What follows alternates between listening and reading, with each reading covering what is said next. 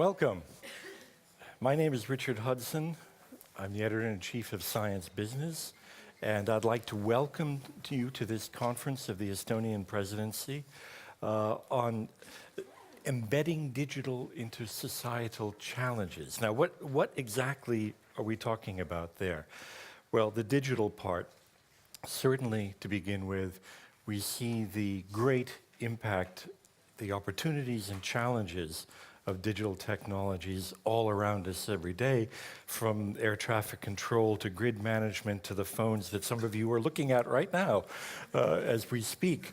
They are unavoidable at this point. There's also, digital is critical to research and innovation as well. It is difficult to do health research right now without having a full command of digital tools, technologies, and analysis. The opportunities there, that's just one area, are amazing. They also, however, these technologies present many challenges, which we all know about as well. Security, privacy, competitiveness is another one. Europe's performance in this field, there are pluses and minuses. The minus is more obvious. I mean, the one thing I'd mention is the latest OECD numbers on artificial intelligence were really interesting, that showed that there's been a surge worldwide in patenting of artificial intelligence, yet Europe's share of that patenting has declined from 12% to 7%. China's has tripled. So that's global competitiveness issues. But on the plus side, there's all kinds of possibilities in Europe that we see in the clusters all around us. Those of you who have had the opportunity to go to Tallinn lately will be, I'm sure, we're very impressed by what's happening there. There's more to Estonia than Skype. There's TransferWise and many other companies and research things going on there. So what we're doing today is talking about and debating how these digital technologies can contribute to solving Europe's challenges. How do we actually integrate these technologies into creating jobs, making us healthier, protecting the environment, and all the other things that we are in so great need of, including stability and peace. That's what the topic is today. So we hope you enjoy this. Now,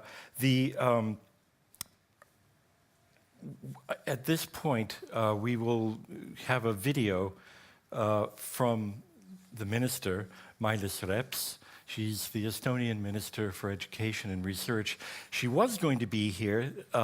There was a last-minute change in Tallinn in that she is there, well, how shall I put this, defending her budget at the moment. So I think that is a subject that you would all understand is important.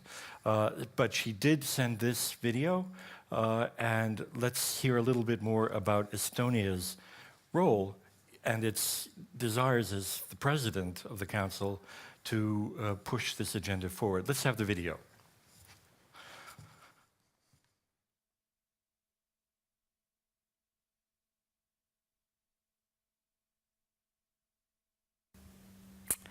Dear Commissioner Carlos, distinguished guests, ladies and gentlemen, I do apologize. I am doing it through the digital means because I am forced to go back to Estonia, even though I was planning to be in Brussels more during the end of the year of our presidency. But please accept that I do it through digital means. When Estonia started building its information society about 2 decades ago, no digital data was being collected about our citizens. When the general population did not have internet or even devices with which to use it, it took great courage to invest in ICT solutions. Now, on the eve of Estonia's 100th anniversary, the magazine Wired has named us the most advanced digital society in the world. Digital pathfinders, when you live in Estonia, where are 3 things you cannot do digitally. You cannot marry, You cannot divorce, or you cannot sell your house online. For these things, you will have a physical need to show up. All other government services can be used without leaving your desk. For example, it takes just a few minutes to declare taxes or start a company in Estonia over the internet. The digital signature has been used since 2002 to help save one entire work week per year. This is equal to a stack of papers as high as the Eiffel Tower saved up each month. Our unique approach is also to offer a variety of state services outside of Estonia, and thus more than 27,000 people so far from 143 different countries have been granted Estonian e-residency. I hope you will do the same. We like to think of ourselves as a small country with smart people. For this, however, you need a lot of smart young people with a strong educational basis. I think you can agree with me when I say that education is the basis of our excellent research and the future innovation, the means to build a better future for ourselves and our children. In Estonia, we are proud of our young pupils. Those skills are among the best in the world, according to the Program for International Student Assessment, or called more like PISA. 12% of these 15 years old say that they want to study and work in the field of ICT.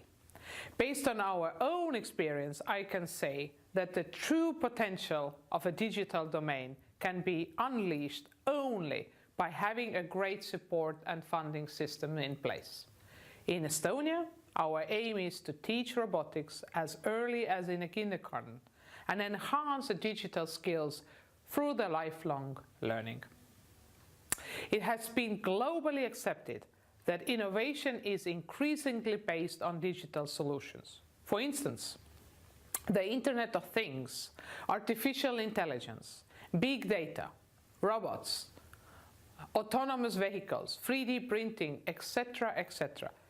But seizing the opportunities of digitalization requires collective tackling of big issues and reviewing effective policies. Therefore, the digital revolution needs steering. We need a determined effort to support and simulate the digital transformation of industries and services. This means enabling new ways of doing business, as well as introducing new cross-sector value chains and infrastructure. Therefore, data and new skills are also essential. At the same time, we also need to tackle societal challenges. In reality, addressing any societal challenge usually includes technological solutions, most often also digital solutions. But the question is, what is the most efficient way to include digital solutions in solving societal challenges? What are the opportunities for the next framework program? We are living in a data economy where data is the new currency.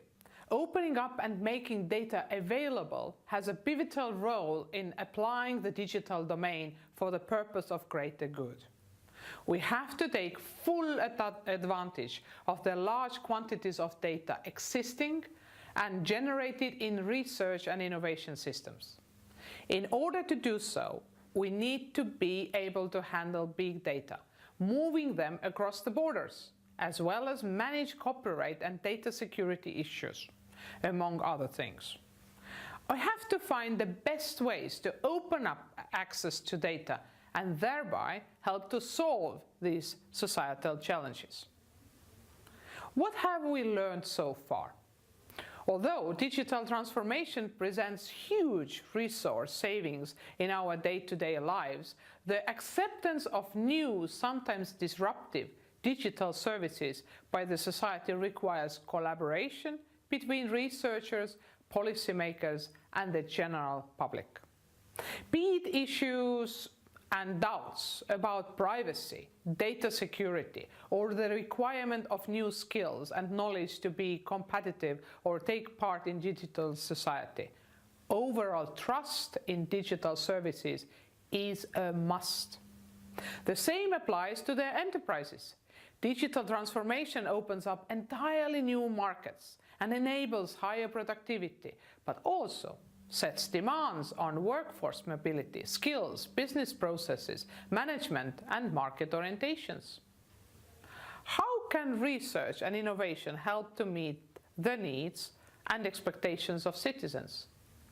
We together have to find ways to make the acceptance of a digitalization more widespread and figure out ways for research and innovation to address and help overcome these obstacles. At today's conference, we have invited speakers and prepared the program based on our experiences in implementing e-government and digital solutions in public sector services. At the same time, our aim is to reflect on social issues accompanying these solutions and developments. It is my sincere hope that today's conference will fuel the debate on integrating the digital domain and societal challenges and the aim to deliver messages to the discussions on European research and innovation policy in the lead up to the next EU framework program. I wish you a fruitful and rewarding conference.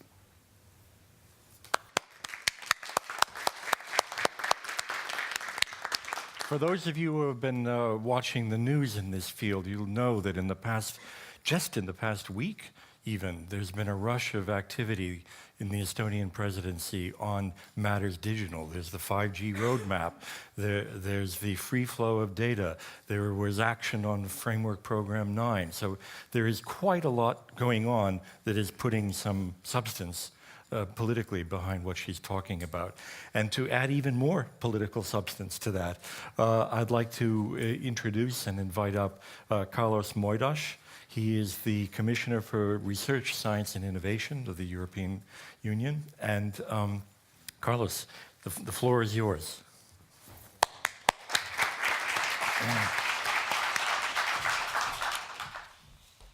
Good afternoon. Thank you very much, Richard, for the introduction. First of all, I'm delighted to be here in this event.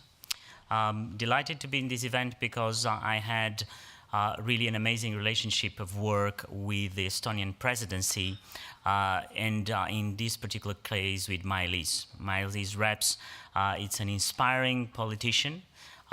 She's really very good in going into the point, in managing sometimes a lot of people around the table, ministers from all over Europe, with everyone with a political ego. And so she was just wonderful to work with, and I think that is something that I will keep for the future is a friend. And so I'm very sorry that she's not here today, and I'm sure that she's digitally in our minds. And so I wanted just to tell thank you, Mailis, if you can hear us there in Estonia through streaming. That's fantastic. I wanted to go through two subjects. The first, in terms of what is digital doing, what is digital doing to the economy, and why I'm hopeful about Europe. And then the second subject in terms of how to embed these into the societal challenges. But let's start by the beginning. We all know the challenges that we have had. We know that the challenges are big. We know that we are aging. We know what's happening to our climate. And we have just one tool to work with, which is the digital revolution. And we have to be proud of being European somehow. I'm always quoting the great book of Steve Case, The Third Wave, because I think that sometimes we forgot. We forgot that we were the leaders of the first part of this revolution. In the first wave, when we built the infrastructure of the internet, who were the leaders at the time? It was Europe. It was Nokia, it was Siemens, it was Tim Berners-Lee. And even today, when you go to the US and you have your mobile phone, the backbone of that communication is European. So it's true that you look at the front desk, but on the back of all these, there's European technology. And we were the leaders, and that is something that we should all be proud of. But then on the second wave, something happened that we cannot really understand or describe, but we know we missed that second wave.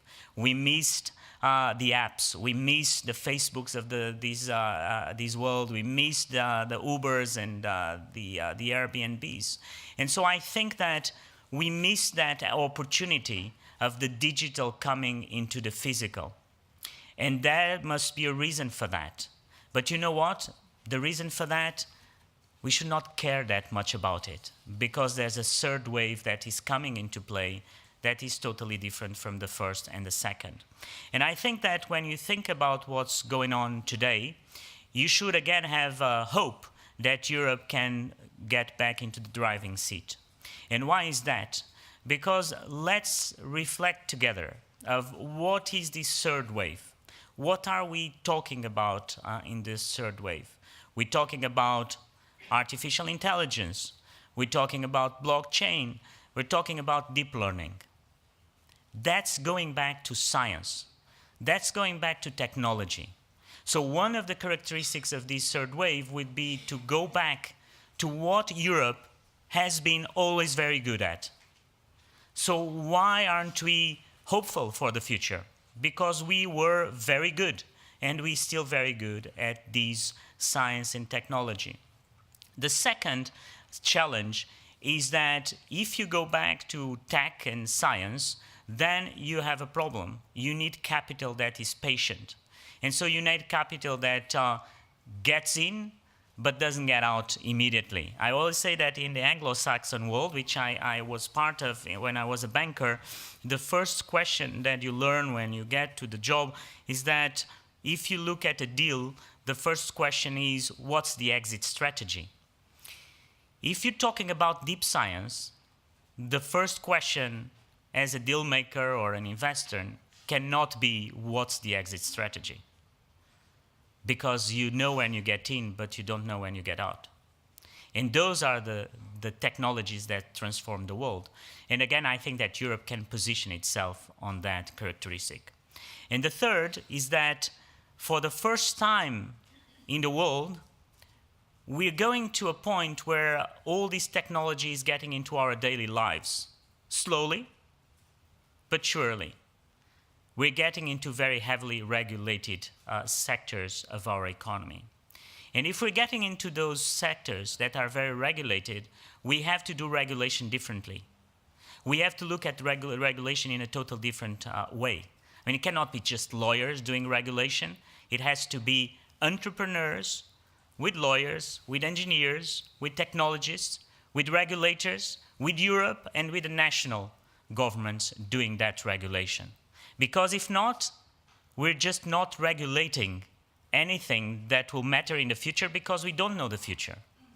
And so I think that on those three fields that I think are essential for Europe, we are positioning ourselves. We as science and we as innovation. On the first one, if you look at deep science, what are we doing? We are increasing the budget of the European Research Council. In terms of innovation, what do we want to do?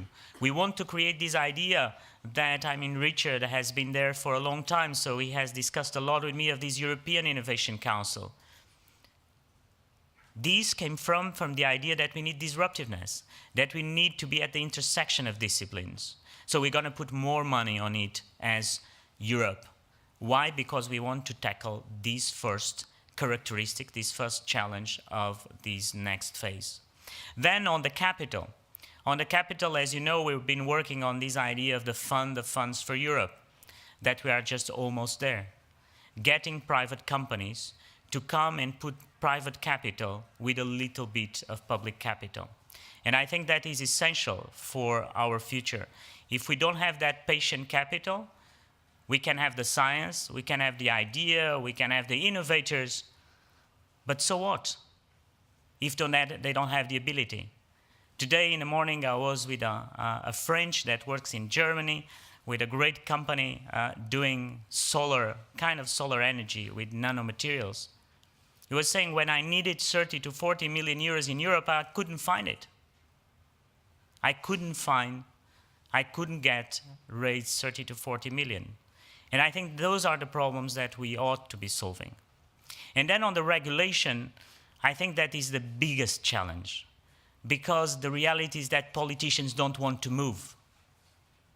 The bureaucracy doesn't want to move. People want to keep doing as they used to do it. It's much more comfortable. It's much better for everyone just to keep doing the same thing.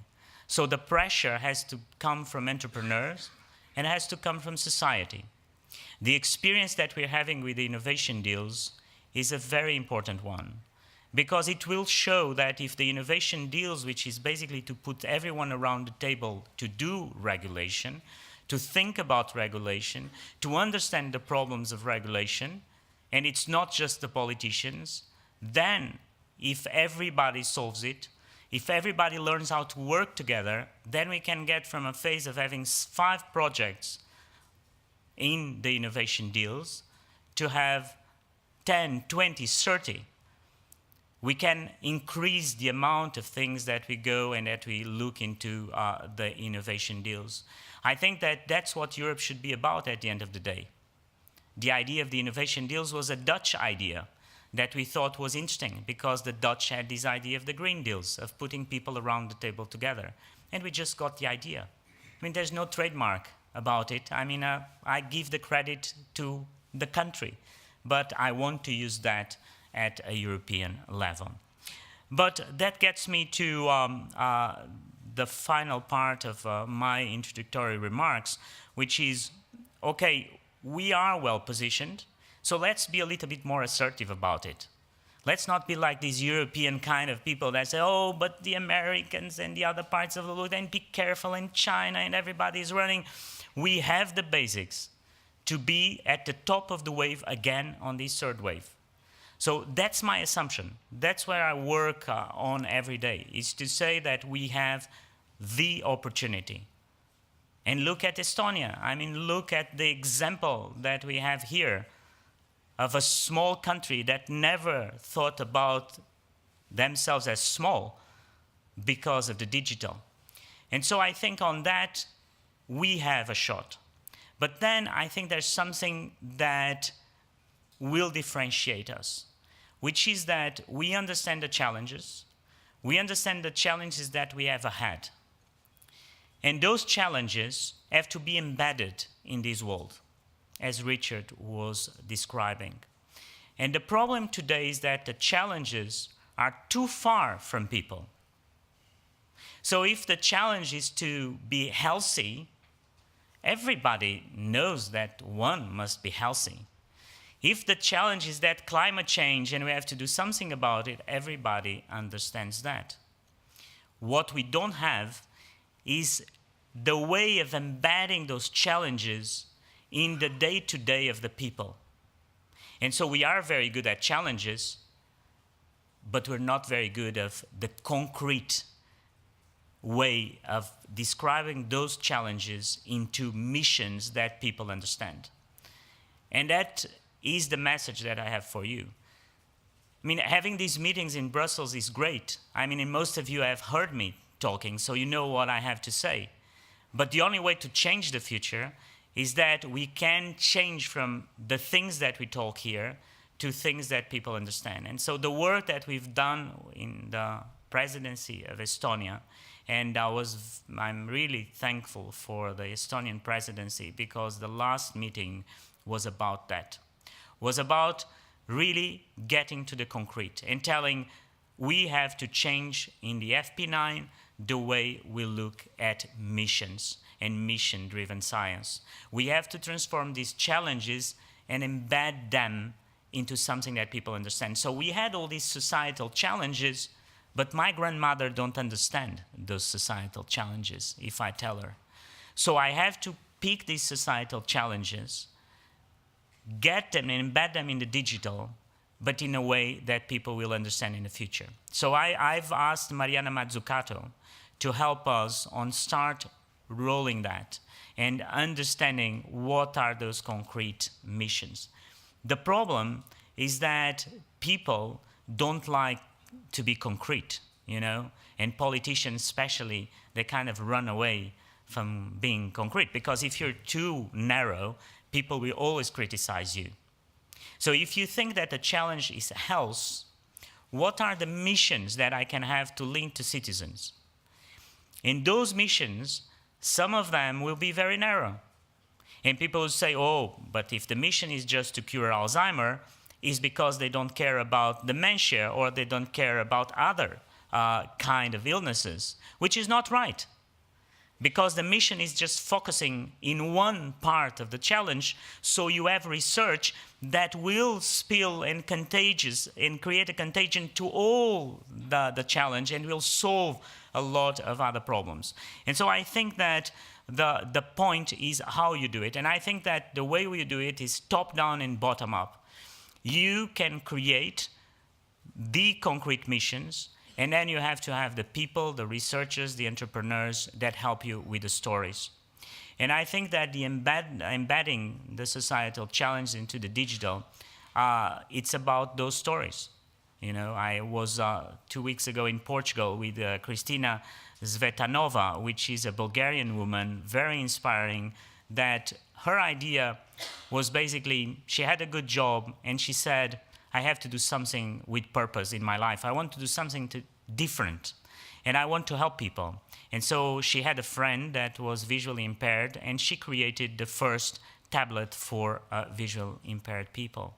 And I think that this generation, that is not the generation of the politicians, but the generation of the young entrepreneurs, they have that drive.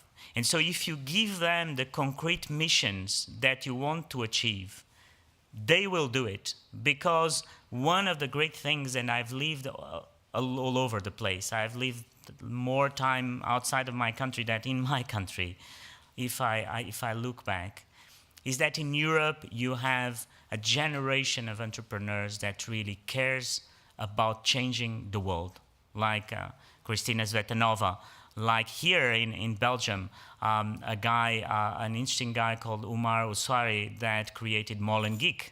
I mean, he basically dropped out of school at the age of 13, and he decided that he wanted to do something to change the life of the kids in Molenbeek, and created a space for kids to invent, to create, to co-create. So I'm a big believer that the next wave will be about creating this top-down and bottom-up approach to people. And I think that we've started that with this presidency, and that will stay for the future. So, ladies and gentlemen, when I think of the digital, we often think of the everyday, the ordinary, when we think how it will allow us to order a taxi or food or touch a button, or even for young people to swipe, this is my speechwriter, swipe right or left on Tinder. I don't know what Tinder is, but she knows. No, there was a joke yesterday. I promised that I would read this line of Tinder. But I think that now we have, for the first time in our hands, the tool that will not only allow us to improve the little aspects of our daily lives, but also have the significant impact on the future of our society. There's this saying from Bono, the singer from the U2, that I really like, that says that the digital age closed the gap between dreaming and doing. And I think that is exactly that. That top-down and bottom-up approach is about closing that gap in between dreaming and doing. So thank you very much, Richard, and if you have questions, I'm happy to. Have a seat. Thank you, Mr. Commissioner. Are there any volunteers to give him a few lessons on Tinder? Raise your hand, there'll be a queue outside for this. You're talking about the missions. There was the council meeting last Friday, I think it was. And so this came up there as well. So is it clear yet to you how the missions are going to be selected and how they're going to connect to the other bits of the horizon of Framework Program 9? I'm going to need just... Oh, I'm sorry. No, don't worry. Yes. No, actually, this Thank is you. deliberate. I get to talk, you don't. It's just you. Yeah. So what we've decided in this council, and I think is a big step for the missions, and it's that we will have a kind of a top-down and bottom-up approach. We will have Mariana Mazzucato that will basically meet with the constituencies, people that are in Brussels and outside of Brussels in the member states that have ideas about missions. And so we will start building the road by the specialists that will tell us, look, this could be a good idea for a mission, this could be a good idea in this field or in that field. And then, by the beginning of the year, we want to involve the people. And I think here, the point is that how do you involve the people in a way of co-creating and co-designing those missions? And so you have to give people some ideas. You have to tell them what you're working on and what are examples of missions, so people then can co-create those missions. A little bit like, you know, I think that today, if you just do a pure public consultation, and you just tell people, tell me, oh, do you want a mission? I mean, you're not gonna get anything out of that, because people, they really don't know what you're talking about. The idea is a little bit like what I call, in innovation, what you call the IKEA model, right? Mm-hmm. Where, you give the tools to people to build it with you. So you give them the screwdriver, but you actually have the wood, and so people build it with you. And then you have 500 million very frustrated people trying to put it together, then, I suppose. Yeah, right, okay. So you really have to give them the instructions. Yeah. It's not easy. So I think that it has to be a joint working between the member states, the European Union, and the people in general. And then you can get to the different fields that you have today and say, look, we are investing 1 billion on mapping the brain. I think we should. But how do I explain that to people? So the missions will also help the current investment that we have in certain fields to be explained to people. Okay. So people understand what we're doing also today. So the missions is not just something new, it's also new, can be new, but it's also about explaining the things that we're doing today. Graphene, another great example of things that we're doing today. And so we will have the missions helping us on I would say, on the narrative of connecting with people, because with that I think we can solve problems in a better way. So it's basically the narrative and the solution. And if we're talking about digital technologies, then how do they feed into the missions? Are they basically, they're in every mission, or would there be some missions that are digital and others that are not? I think that for me, I think that everything in Horizon 2020 should be digital. You know, I don't see any part of the program, missions and non-missions, that is not digital. And that's one of the things that is one of my fights within my institution, is that we have to forget about those divisions. I think that talking about from fundamental science to, let's talk about fundamental science. If you look at what's going on today in physics, digital is there every day of the week with big data and everything. So for me, digital is embedded. I don't think there's a specific mission of digital, because all the missions need digital. Okay. So if you say about the example I give about curing Alzheimer, which I do in purpose, because I think it talks to people, you need digital. If you look at having cars in the future that have no CO2 emissions, you have digital. So I don't see, you have different things that we're doing that are digital, but everything we do is digital by definition. So it's kind of reorganizing things in a way to make it more appealing to a broader public, more interesting to a broader public. Is that the essence of the intention? Yes, it is, but not only. I hope that with these exercise we're going to do of finding these concrete missions, that we'll also find new things that we ought to do and that are important for the future for FP9. And that we can find things that probably we thought were obvious. You know, when you do these kind of exercises, and we never did one. We have so many bits and pieces of the program, and suddenly we will probably discover that there's something else that we were not looking at and that we should be looking at. So it's to help on the current, I would say it's not the narrative, it's the connection in between people and the program. And that we could go to different places in Europe, and instead of having a room with really great people like you all are, but are people that are interested and informed, with people that are not informed, but they understand what we're doing. I think that is essential.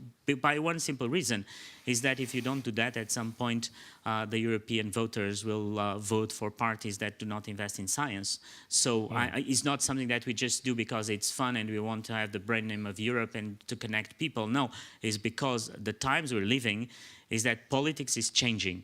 And politics is changing in a way that it's so quick, the relationship in between the people and the politicians, that the politicians react to Twitter every day, and the reactions can be that at some point people say, why are we investing in this? You know, I mean, people on the street, why don't you do more of that or more of that and just forget about science? So if we connect back to people, then we have much more a broader support for science that today we seem not to have. All right. Should we take one or two questions here for the Commissioner? Any questions? Raise your hand. There is a microphone around. Well, I will ask you one other question because I'm never short of questions. Or was there a hand there? All right, yeah, right there. Okay. Please identify yourself. Hi, hello. My name is Pedro Faria, and I'm from Acca Technologies. So thank you for your speech. I was just going to ask you, what do you think is the relationship between the future, what the relationship is between companies and research? Because we're seeing more and more partnerships and consortia being created that involve companies to some extent. And but I still think there are many problems there. And especially when it comes to the legal aspects of partnerships, and how is that being solved by the European Commission, or at least what is the contribution that? So first of all, I think that if you look at this third wave of the internet, as one could call it, and if you're going back to deep science and technology and engineering. And it's funny because at some point you're going to the deep roots of science, but at the same time you also need the interdisciplinarity. So you are at the center and at the edges. You need a better and a bigger way of doing and dealing in between companies, governments, and universities. And if you don't have this triangle working, which I think is a triangle that in parts of Europe is not working yet, and there's still resistance. And I see resistance sometimes in the part of the companies that don't hire people that come from the research world, and also in the research world that people think that working in a company is not a great idea. And I think that if you're going to deep tech and deep learning, companies will need more and more those researchers, those PhDs, and to hire them. And I think that I've been seeing in Europe better and better examples of that. And even if you look, I mean, we come from the same country. I think that what was 20 years ago compared to today in terms of the companies being in the universities, working in university, the creation of companies is much better than 20 years ago. Hopefully so will be much better in the future. But I still think that there's two conservative constituencies. Universities are conservative, and professors at university are sometimes conservative, and companies are also a little bit conservative. So it's a little bit of the role of someone like me to try to create a peer equal relationship in between the two sides. But it's not always easy. But from my time, I'm older than you, I think is 10,000 times better than it was in the past, but still a lot of... A last question? Is there another? Yes, right here. The room is a little bit difficult for questions, right? It is, I know. For the micro, so people feel a little bit sorry. Good afternoon. My name is Karina Marcus from the COST program, the COST Association. And my question is about how to make sure that the missions that will be defined are really missions that are concrete for the whole Europe and not for only a group of more developed or less developed countries. So how to make sure that it's really inclusive in the whole Europe? So first of all, very happy to have someone from COST. COST is a great program that reaches all over Europe, and so it's very good. I think that's why it's so important that the member states have a role here, and so the missions cannot be decided top down, cannot be decided totally bottom up, and that's the role of the member states in the middle that can make the difference. So I think that today there's very few things that do not touch us all. Like if we look at from climate change and all the missions that you could create there, or health and others, they are not specific to one country, they are specific to the whole Europe. But I think it will be also for the countries to help us on building those blocks. So, you know, if people sometimes ask me, are you sure of the way that missions is the way to go? I'm totally sure, and I'll put my political capital on that until the end.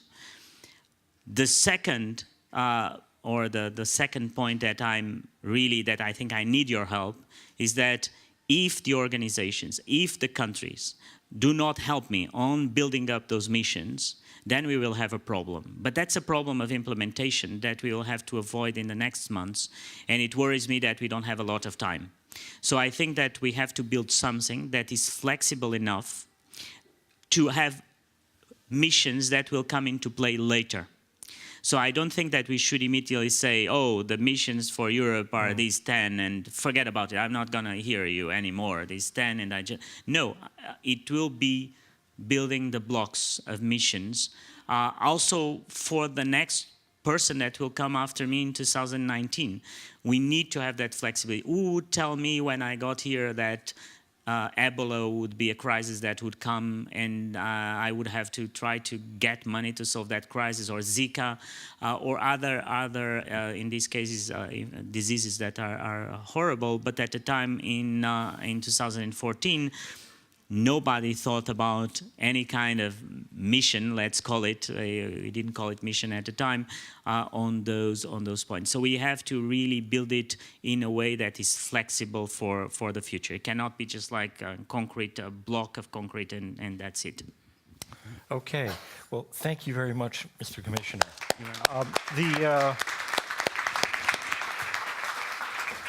The Estonians didn't want you to leave totally empty-handed, particularly after the Friday council meeting. But nice. I suggested that they make it bread, which is the Estonian specialty, as you may know. As a question of transparency, I should show it to everybody. Thank you so much. That's very nice. It's made in wood. It's a wooden... Oh, I thought it was bread. Okay, all right, okay. The bread can be stale sometimes, so all right. They got me last time I went there a very nice bow tie, also with wood. So it's I see that Estonia is going into materials for the future. So, and I think wood is a great material. So thank you very much again. And thank you, Mr. Commissioner. See you. All right, okay. Okay, now let's look at some specific examples. I'll put this down here. Some concrete examples of what we're talking about here, the opportunities and challenges that are created by digital technologies. To begin, now we have two showcases, as they were, which are Estonian examples of research, development, policy issues that are very relevant to their country, but also to the rest of Europe as well. To begin, the first, I'm delighted to introduce Liisa Past. Liisa, come on up. She is the Chief Research Officer of the Cybersecurity Branch at the Estonian Information System Authority. Liisa, you were a journalist at the time. We all have our criminal pasts. Yeah, let's, I know. Let's face I've it. never escaped mine. But you were in that position at the time of 2007, when one of the world's first major cyber attacks was underway. When this was all going on with the statue, the bronze statue. Those of you who may not remember it, you could Google it and look it up. But you have since gone on then to be dealing with cyber warfare games, as it were. Is that the right word for it? With NATO. Amongst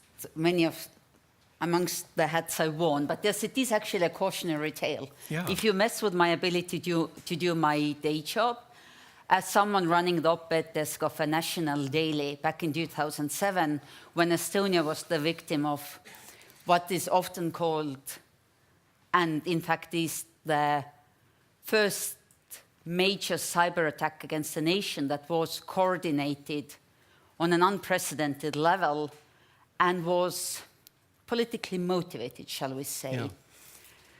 That also meant that as a journalist, I struggled to put my paper out because connectivity was out and we struggled to publish news online. So a decade later, here I am, and I'm after the cyber... Getting revenge. Cyber Okay. baddies still. So, Liisa, on the security challenge. Thank you. I couldn't really have imagined a kind introduction, and I'll actually start exactly where Richard left off. Estonia 2007 is something that you've all probably heard about. As a result of Estonia moving a Soviet-era war memorial that was in the middle of Tallinn city center, in a trolley bus stop, essentially, to a military cemetery, a clearly coordinated political effort against Estonia ensued, with protests on the streets, serious implications on our security, but also something that only the BBC would call a cyber war.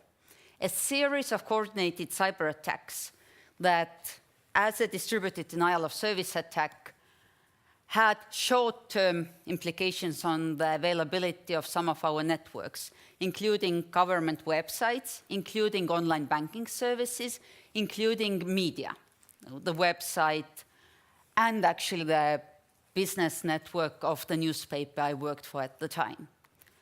Those attacks, short-term and superficial as they were, I mean, the longest impact was a few hours of not being able to access online banking services back in 2007, when most of the other countries in the world were still banking by check, which apparently took 2 weeks to clear.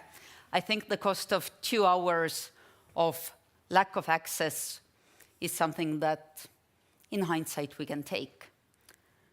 But that was a reminder for Estonia, but a wake-up call for many others of what's the cost of our incredibly digital way of life. The approach to development and the path that Estonia, but also Europe, has chosen to take in being incredibly reliant on electronic services, digital networks, databases, systems. And what happens when those are being threatened? So what I'll talk about is what happens when those are being threatened and what could possibly go wrong. The cost of having access so clearly is the network security, information security, cybersecurity, a child by many names. And I'll also look into how to embed research fundamentally into doing that. 2007 for Estonia was a reminder for us and a wake-up call for others of that we are fundamentally reliant on this. It was an early warning of how nation-states use this new, at the time, new domain to assert their power over others. that allows invisibility, that allows plausible deniability, and that allows creating discomfort without escalating to warfare. A perfect storm in many ways. And as we've seen, possibly most prominently last year with both the Democratic National Convention hack and with the Macron leaks, so to say, that the adversary, the nation-state adversary, and there's a particular one we're all thinking of, uses in a reactive, nimble, and opportunistic way. So here's another one. Is this a screen you recognize? Is this a screen you recognize from your own computers, perhaps? You're lucky, because this is the WannaCry ransomware. On May 12th this year, 2017, a total of 300,000 systems around the world in more than 150 nations displayed this. A lot of them systems that we rely on as a society. This particular screen you can see is displaying public transit information. A third of the National Health Service computers in the UK displayed the same message, which seriously affected their ability to provide service. A third of the NHS clinics simply shut down for a day or two. Estonia had 0 victims, and it had 0 victims because we had learned early on that the only way to be effective in defending is a security by design mindset. That when you are designing a system, when you're designing a database, when you're designing any digital solution, security has to be one of the planning considerations. It can't be an afterthought. Because frankly, you guys might be able to afford it, but Estonia, a nation of 1.3 million people, has better things to do with its money. And we could do that because, and Aaviksoo, the Deputy State Secretary of the Estonian Ministry of Social Affairs, responsible for these things, I'm sure will be happy to take more questions.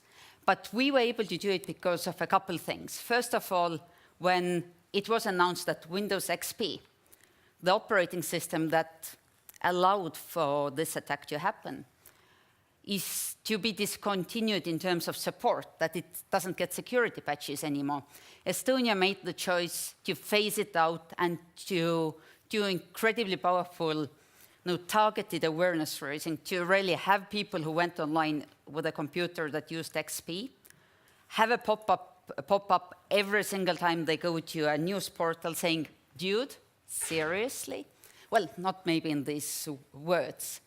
And secondly, again in our security by design thinking, my agency, the Estonian Information System Agency, had audited a number of large hospitals a few years earlier and found, frankly, questionable information security practices that we were able to pinpoint and also advise those hospitals in overcoming. Which meant that whilst Telefonica, Renault, a third of British NHS institutions were affected, Estonia did well. Similarly, with the Petya not Petya Viper, Estonia had a few victims, but all of them, because this came through business networks, corporate business networks, all of the Estonian victims were victims because the problem came through their international corporate networks. And to have that level of digitalization, you need to think of what you need to secure first. For Estonia, it's that little thing, or mine here. It's the ID card, the state-backed secure digital identity. This particular one is a pin and chip solution. There's an additional token that's mobile phone based. And there's a few others that can be linked to the same identity scheme. And that is one of the fundamental facilitators. It's way of government assuring service providers or anyone else that I am who I say I am in the digital domain, the way my identity documentation does that person to person. And it's secure, it's based on internationally recognized security standards, the cryptographic algorithms that many use. So, sounds good. But let's look inside of the black box, in the what could possibly go wrong world that professionally paranoid people like myself occupy. Late evening on August 30th, and everyone in my field of work in Estonia knows where they were at the time. I was in Rome enjoying a city break that didn't last long after this. A group of international researchers from a Czech university notified our computer emergency response team that there's a fundamental crypto flaw in the first layer of what's embedded into this chip, the firmware.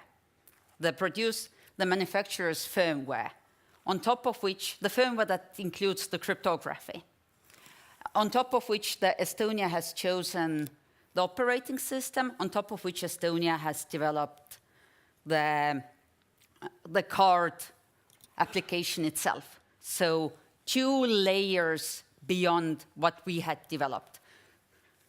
And firmware that's been certified by several large international organizations, BSI and ANSI, the French and German authorities in this question included.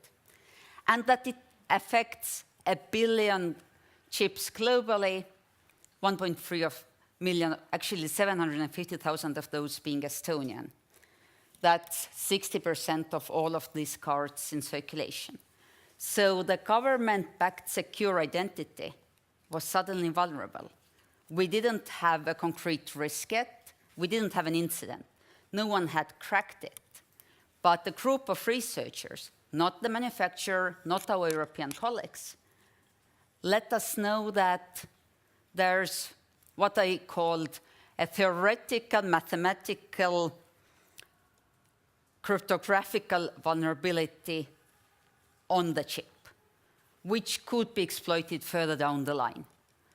And thus a race became to find a fix for this problem before the exploit becomes a reality. Estonia is unique.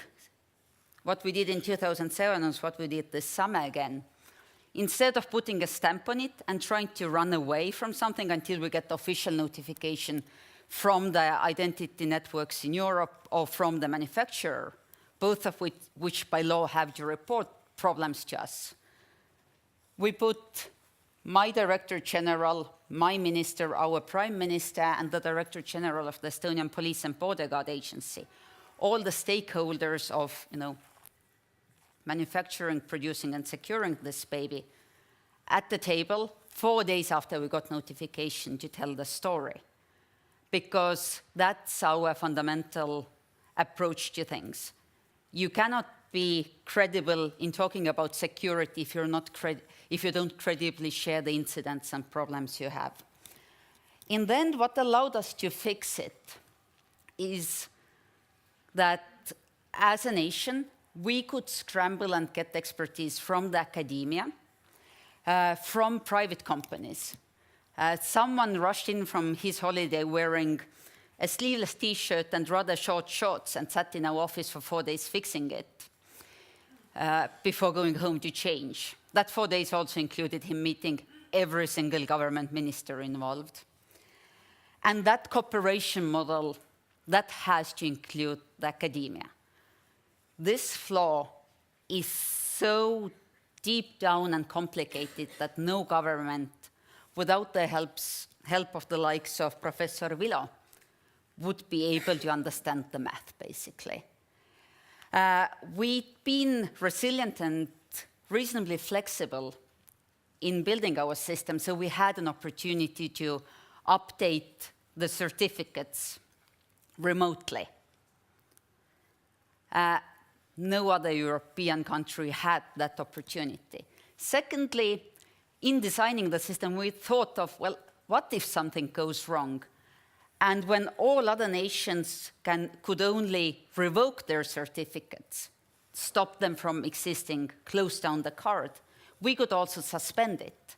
Therefore, they're not valid currently, but they're not invalidated, which allowed to again update even suspended certificates.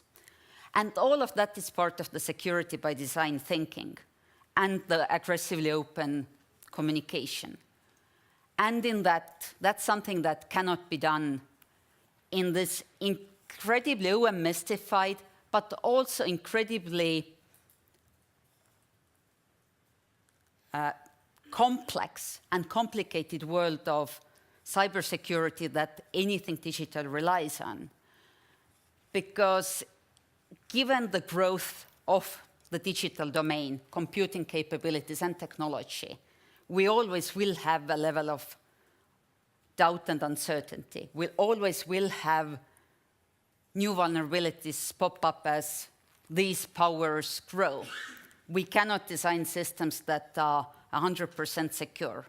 Well, we can, but that involves unplugging them from the wall, which isn't great for availability of these systems and databases.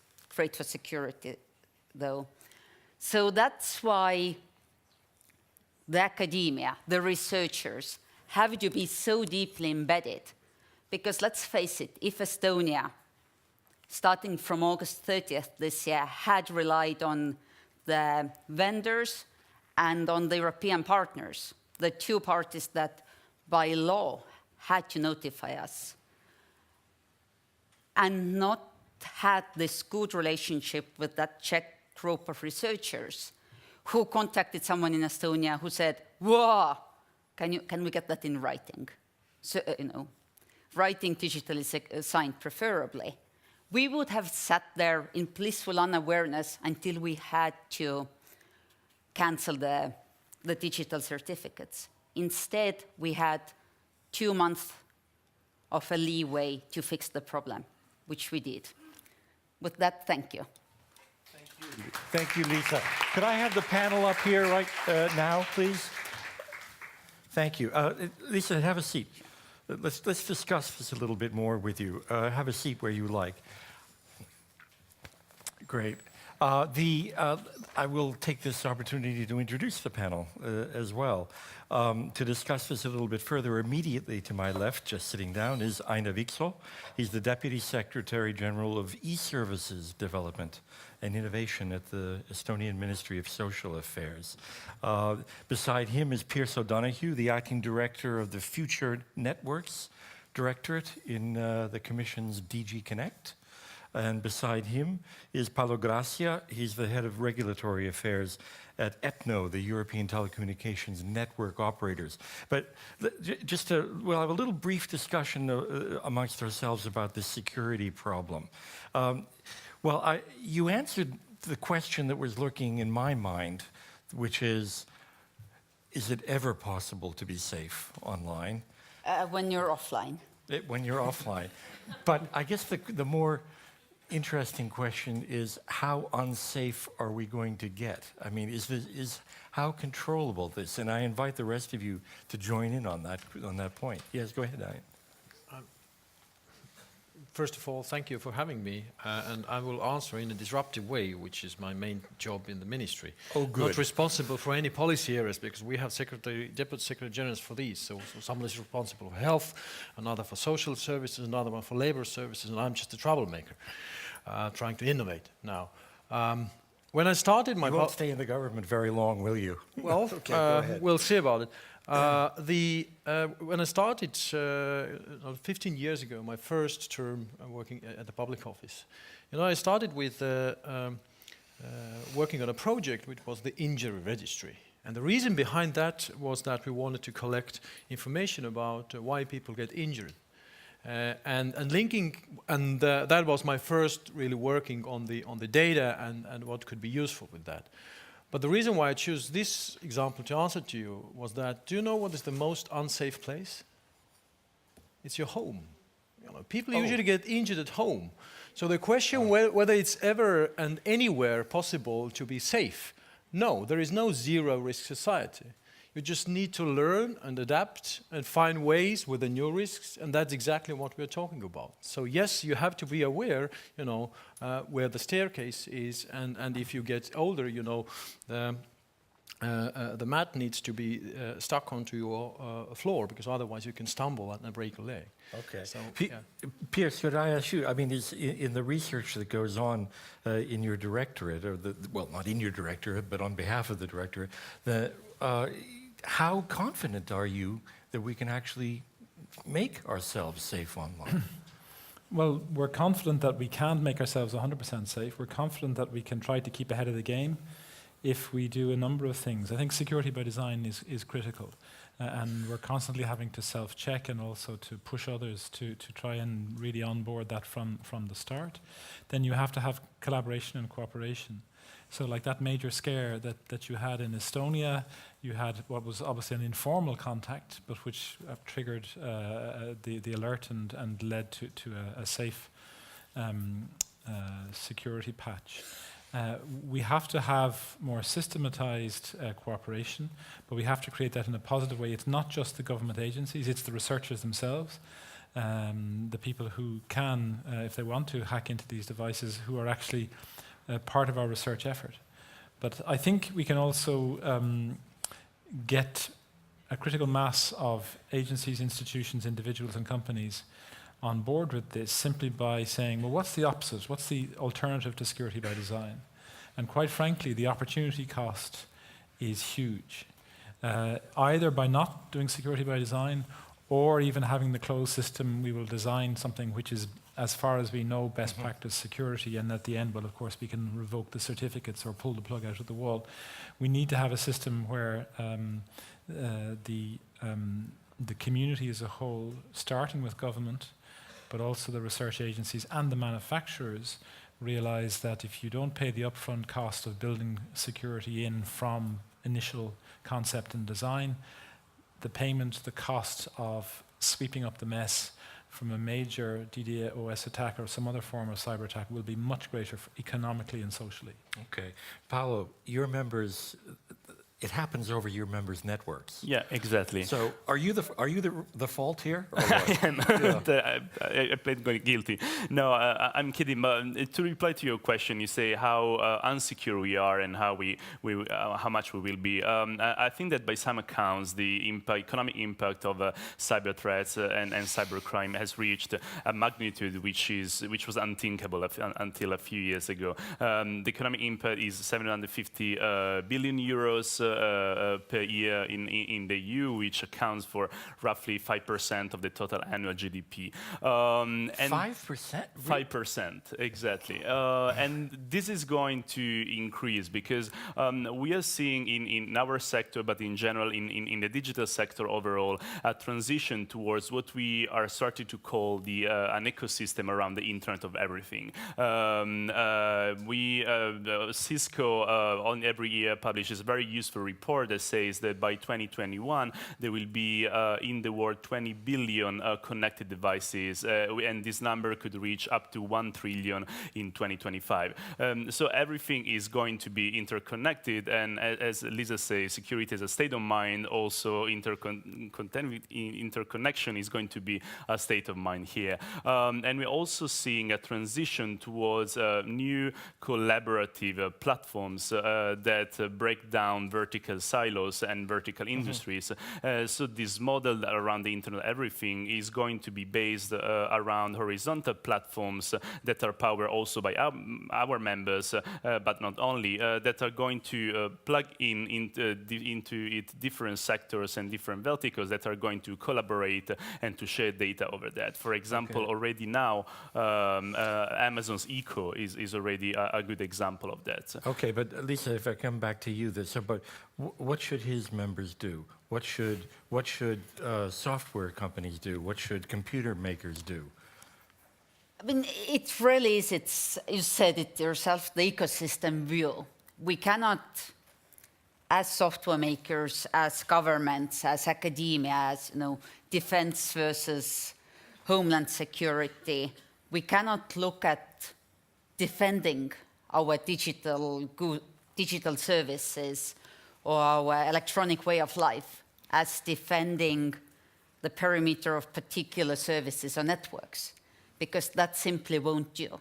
It's so interconnected, it's such and so interdependent on each other that everyone has to look further than their own networks. And that's why it needs to be fundamentally a collaborative effort. No. His guys need to know how to call my guys, who need to know how to call Ein's guys, who need to know which of their services depend on our stuff. Okay, all right. Okay, let's at this point, let's change gear, switch to another example, and that is big data in many applications, but including in health. So first, I'd like to thank you, Liisa, very much.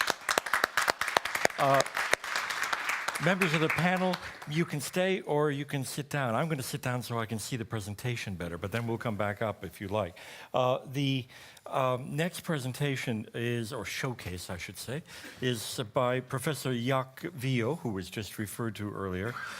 He is Professor of Bioinformatics and head of the Institute of Computer Science at the University of Tartu in Estonia. Jaak, over to you.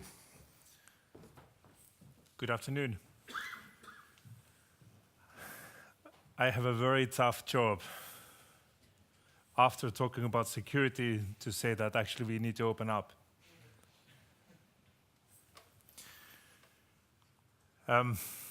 Estonia, Liisa told most of this that we can identify people by the signatures, etc. She did not say that Estonia has connected the government databases and services through the common communication bus. That means that different databases, information systems, they talk to each other securely and authenticated, and transactions are logged. So when I go home speeding, getting a fine ticket, talk to policeman, at home I can look who was the person who actually fetched my data from my records. So in this way we can offer services, and we can easily make mashup services that my home address is always taken from one database and the others do not need to replicate that. And the same applies for health. So we can trace people into the centralized nationwide databases, in this case into the billing, invoicing database. That means for every citizen who receives medical help from the specialist doctors, we know their ages, we know what the cost is. And this is the cost of healthcare in the specialist doctors through all the age groups. On the left, the newborns, and cutting at the 95-year-olds at the end. So elderly people are more costly. 70-year-olds are cheaper because there is not enough of them because of the war.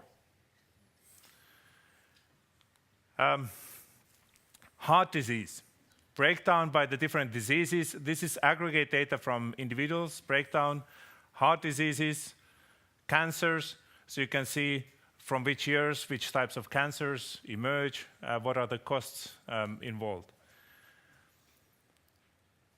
We would like to know what happened before they got to that stage, what else is happening for them, what kind of drugs, medications they are receiving. All this data is available in different databases.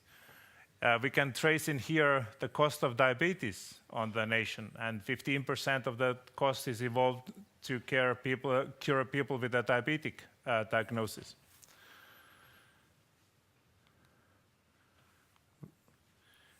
When you go to the doctor and you know that you have been visiting doctors for last 5 years, say 30 times for doctor, it's very, very hard to sieve through that information. So we need to, this is a mashup of information that is available. It's very hard to read, you don't need to read all of this, but the different points in there indicate when they have got some diagnosis reaffirmed, when they visit the doctors, what kind of diagnoses are there, what kind of treatments they are receiving, at which frequency, plus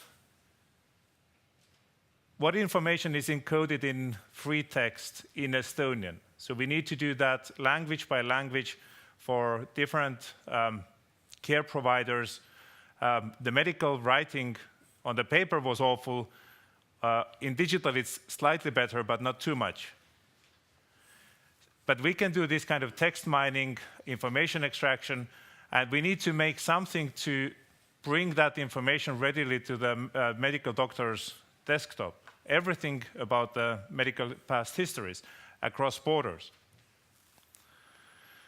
So now we have, because in Estonia we have this common data communication bus and the way how to talk to different databases, it's like simple service mashup technologies. Common technologies to talk to these databases. Technologically, it's not complicated. It's much more complicated from the point of view of organizational matters, different institutions, different data providers. So we have, for health, we have 4 or 5 different nationwide databases, electronic health records from all the care providers into the single database. The billing invoicing data, electronic prescription. So the moment that I leave the doctor's office, he or she has entered it into the database, I can walk to any pharmacy and take my prescription drug, any pharmacy. Sometimes I just call to my doctor, and next second I can go to the pharmacy because she has issued the prescription. Nationwide picture archives, medical imaging, the radiology, etc. Some dozen or so different modalities, pictures shared nationwide. So there are different databases. Each offers different view of your health. And when I go to the doctor, based on my ID code, doctors can access this information. They are authorized. And then they can use the information.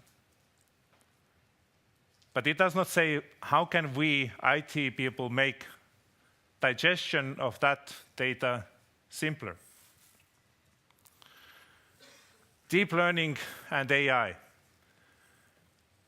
Deep learning emerged as one of the small advances in the neural network field because of lots of data. We are producing data like hell, making digital pictures, uploading, tagging them, and that is sweet honey for the machine learning because you have something, data, that has tagged information about them. When some 6-7 years ago, computers were really bad at reading images or analyzing images, made maybe only 70% correct. Now they are beating all of the humans by task of analyzing images, 97+% correct, less than 3% errors. But that's because there has been a lot of data available to train. Oh, you don't believe? Find which ones are the dogs, which ones are the muffins. Which one is faster, computer or you? I bet you don't want to go beyond 2-3 images. Cats and ice creams. Anyone? It's neural network in our brains. We hope that artificial intelligence mimicking the neural networks of our brain are artificial neural networks. You get the inputs from the visual stimuli, whatever stimuli, and then you pass on the neurons. The next neurons fire. This is very mathematically sort of like we get inputs and we give outputs to the next person. And then we make networks of those. The networks are trained by these images and different layers of the networks, which are essentially doing weighted sums of the input. Weights to different input signals throughout the network can do the image recognition. There is not just one type of neural network. These things can be put together for different architectures, different ways for different data types, etc. There are hundreds of different architectures of neural networks emerging, and that's what all these deep learning research is about at the moment. So basic math at school, matrices, matrix algebra, the same artificial intelligence, which is basic math, doing a lot of linear algebra and matrix calculations. That's why it can be put on the GPU graphic processing cards for cheaper, efficient calculations as compared to the normal CPU computers. Medical doctors. Maybe finding cats from the ice cream is not so relevant, but diagnosing your melanoma or benign birthmark is very relevant. We can teach with the same technologies easily computers to recognize the benign and malignant versions of the melanoma without knowing what is on the picture really. And turns out that the medical doctors do the very similar type of image recognition as you would do to recognize rhino there. The same part of the brain for the same split second does the diagnosis. So there is some hope that we can train computers to, by just showing examples, to start mimicking or replicating what human has done for the classification task. AI is not only machine learning and classification, AI is much more complicated. Game playing, chess, beating chess from scratch, just providing the rules of chess and mastering humans within 24 hours from scratch. That's what was last week's news out from the Google.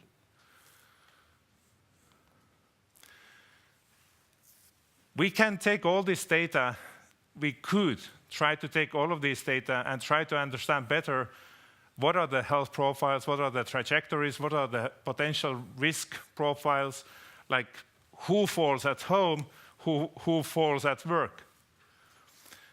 We can do already, we know that the genomics already predicts some drug adverse reactions. If I do not have that metabolizing gene variant, that drug would be bad for me. We could prevent all of these prescriptions or wrong prescriptions. We can start looking at what happens to the hundreds of millions of people in their disease progression. Cancer is a genetic beast. Every cancer is different because it alters the genome within the cancer cells. And of course, yes, we do get old elderly care. It requires information processing. We dream of the situation that computers could help doctors. We can put into the databases so much more data, and we would like to get some sort of decision support on top of all of this data. But who encodes the rules? No doctor can tell you all the rules by which they diagnose the cancer, for example, the melanoma pictures.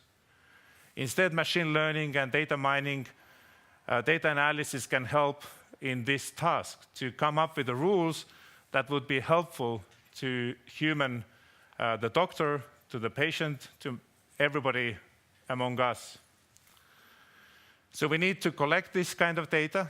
It's actually being collected, it's observational data. It's being collected all the time, not for research purposes, but for normal, regular daily life. Collect the data, link the data, genetics and omics data are emerging now. Yes, security is important, privacy is important. We can handle those.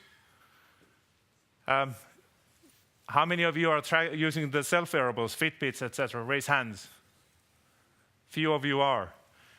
If we knew better what benefit you would get, more would follow. Physics was mentioned. Physics is a big science, produces data in one location in CERN, in Large Hadron Collider, and analyzes across Europe in the data centers.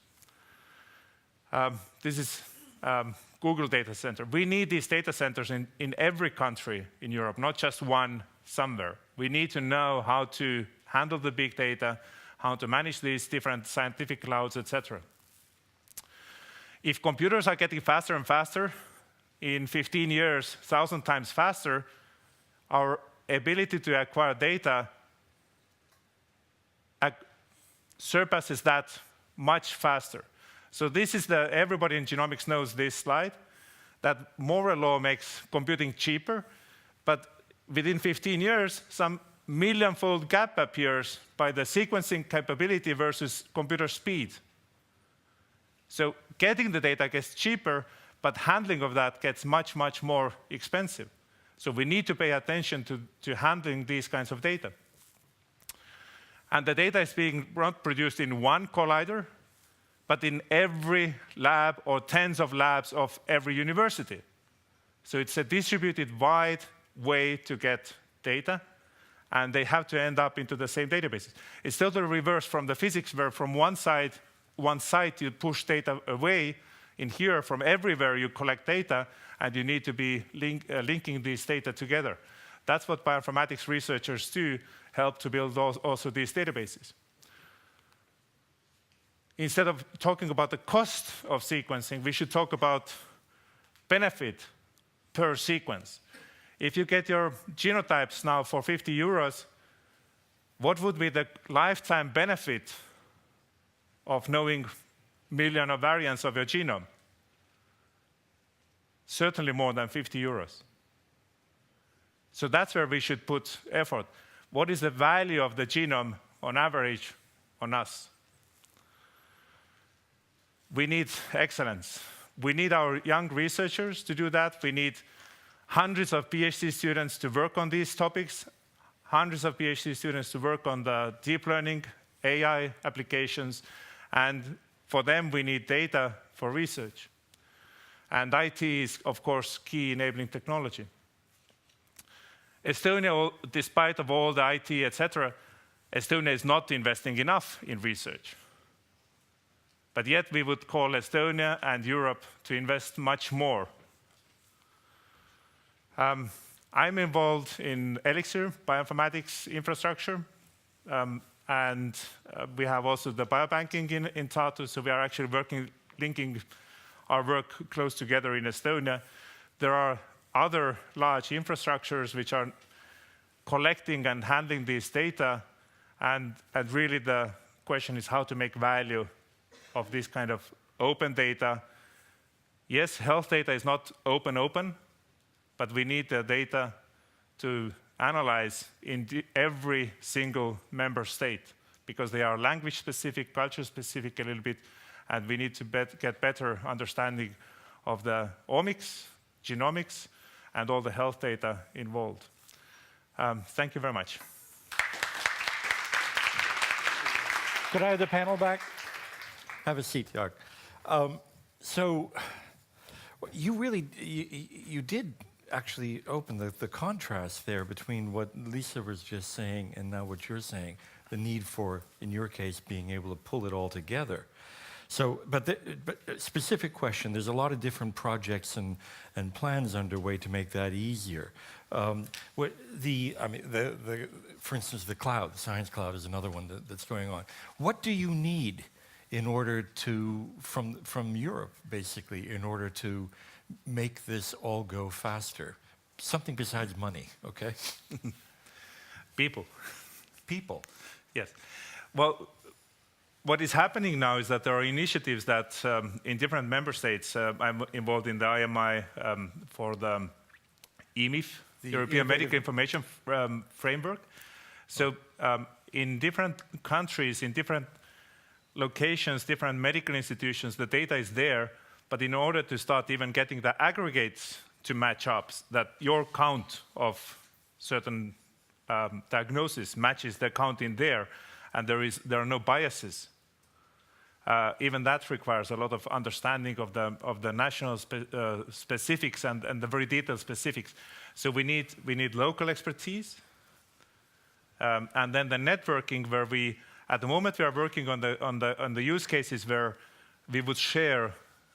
You could start doing the queries, but you would share the aggregate data, because there are all the legal implications on sending data to the other places. Yeah. On the individual level, that's kind of very, very tricky.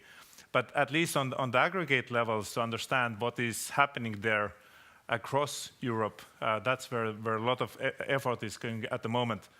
And also the EHDN network of IMI is being under consideration at the moment. It can get very, very complicated very, very quick.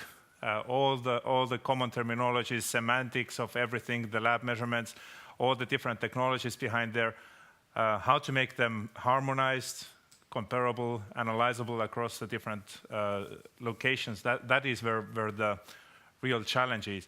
But Europe is in a very good position because, for example, in Estonia, we can get all the data in the few big databases. Mm-hmm. People are not moving around like from one state to the other, or that one kind of private hospital to the other. They would not exchange data. So we have the advantage that we do have the central, complete data. But we are not taking advantage enough to use those complete data. Okay. Yet. Oh, all right. And could I ask you, because you deal with health issues, of course, in the Estonian ministry. Yep. And so is this going to make healthcare more effective, more cheaper? What does it mean for the delivery? If he's successful, and other researchers are successful, what does it mean for the delivery of health services? Well, first, if you tell to people working in health domain that we will give you a solution to make healthcare cheaper, their immediate thinking is that you want to take money away from them. So therefore, what I'm going to ask, what I've learned, is that we can do more for more people. So we're not wasting money. Exactly as Jaak showed, the benefit for delivering good care for a cancer patient is higher than we are currently capable of doing it with the same amount of money. So that we can additionally support another person, which we cannot possibly help right now, or we can give, in addition to just acute healthcare support, we can second that with social care or long-term care, which at least in our country is not offered at the same level as it need to be. So we are better using our money by targeting our treatments better. But if I may at this point answer also to the same question that you asked from Jaak, by just giving, the question was, what do we need, right? Yeah. So my schedule for this week has been talking about the very same thing. On Monday, Nordic Personalized Medicine Researchers Annual Conference. On Tuesday, IEEE, the Engineers World Organizations, Technology for Healthcare. In the afternoon, Digital Solutions for Patient Safety. On Wednesday, final year medical students in Tartu. Today, a science business conference opened by Research and Development Minister and the Commissioner, and tomorrow health ministers will adopt council conclusions on e-health. The problem is that I am in those meetings and talk the same story, and I hear people are concerned about the same things. Oh, and I missed few others. So lawyers were yesterday, arguing, and my colleague, my advisor, Pearse, was there. What can we do about it? Now, if we can't put all those people in the same room, because there are too many of them, we should think of, and here I'd like to use the opportunity what Commissioner Moedas just made an hour ago. We need a mission that unites those different initiatives. Like, why not to have 100 million healthy and connected Europeans by 2025? And then each of those, the researchers, the people who want to provide care, for instance, to 35 million rare and complex disease patients, which happen to need treatment in centers of excellence, which do not exist in each and every country, but which, when they go to another country, the data should travel there and go back with a GP. So it is possible, but it needs that all those different stakeholders are working towards the same goal. And yes, indeed, we need these kind of missions in order to make this happen. Okay, Pearse and Paolo, what do you think is required in order to make Europe successful in this? Well, I'm glad you mentioned the European Science Cloud, because what we need, first of all, is to bring all of these efforts together, as I think has been said. And the European Cloud Initiative is only part of that, but it means that we can federate the resources that are already developed in different disciplines, even within science and research, to give not just the computational power, but actually to federate the data. So that's really very important. The second thing we need... It's a tough job, though. It is a tough job, and it's politically and otherwise, yeah. The second thing we need is the computational power, we need high-performance computing. We need to be able to do the number crunching. And the Commission is just about to make a proposal for a further initiative on HPC in order to try and kickstart that, get more and more member states at governmental level signed up to actually developing Europe as a center for high-performance computing in order to do all of the data analysis work. And the third point, honestly, it is the data itself.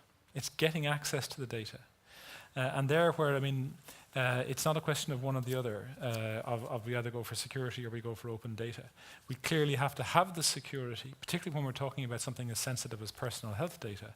We have to have the security in the data and on the networks in order to be open within that safe environment and to share the data and to break down barriers, no localization, no unnecessary restrictions on the reuse of that data except for the protection of the personal identity in order to extract maximum benefit for society. Okay, and Paolo? Yeah, I absolutely agree, and also our members are completely entering the game of big data for healthcare, but also for other services and projects that bring societal value. For example, they are typically partnering with the municipalities to provide data for the optimization of the infrastructure and public transportation. But the private sector is in a different place than a public administration, and I think that for us the key differentiator is trust. It needs to be trust. A recent Eurobarometer study showed, unfortunately, that 60% of Europeans don't trust online businesses, and 70% of them think that they are not in control of their data when they give them to online companies. I can't imagine where they get that impression. Yeah, I think this impression probably is going to change. New privacy rules that are going to enter into force next year that have a robust framework for the use of data for research and statistical purposes. Yeah. But I think we have to think a bit out of the box, because if you only think about complying with the regulatory toolbox that is given to us, we are not going to change the situation. So I think that the telecommunications sector, but also other digital sectors, have to think about other flexible and accountable ways of collective and processing data, also to sharing data in horizontal platforms. For example, I think that in this field we have a lot to learn from public administration, and the once-only principle that Estonia is championing, and that is also available in other geographies, like in the Flanders region here in Belgium, whereby data that is provided by a user, a customer, or a citizen rather, can be shared by all agency within a government or public administration for different uses and collaboration is a good model. And of course, the level of trust that public administration benefits from is different from the one that a company can benefit from. But there is room for thinking about out of the box and developing innovative platforms also for the private sector. Jaak, if I could just ask a question for you. Have you seen any analysis or data about what is the potential benefit from being able to do what you're talking about with health systems? I mean, any economic studies that have been done, why should we care about this so much? Why is it worth the risk that we just heard about from Liisa? There are so many different medical conditions for which we underdiagnose, for which we do not diagnose early enough. Even when we diagnose, we don't know what is the correct treatment. So all these, what we say rare disease, it sounds rare, it's only few people. Collectively, rare diseases add up to 20-25% of the population. In Europe, 35 million people are rare disease. Right. 7% of the population. And there, the genomics is one of the key enablers, for example. Then in some other case, so it's clearly giving people what they would expect from the medical care. And I think there are much more to this, to understand the chronic disease, how it develops, how you deal with the chronic diseases, what are the best practices, what should be the best practices. And it's not only about statistics, about getting the aggregate numbers, but it's really also about deep learning, where you need to have the individual level data bits and pieces, but in the way that we can train machines to use those data. Yeah, I can give you a response. Not already, like 4 or 5 years ago, there was a Kaiser Permanente, it's a US health system, 9 million insured people, which did just a basic analysis of how they give their patients the lipid-lowering drugs, statins. yeah. And Cholesterol. Cholesterol-lowering drugs, right. And changed the clinical guidelines on that. And the mortality dropped by 25%. 25% dropped mortality. So I haven't read about the last 20, 30 years that a new drug has come to the market which has the same capacity of change the life and the outcome of healthcare. So indeed, digital solutions can, if we only start using them, these are the first examples, have a huge impact on how we use.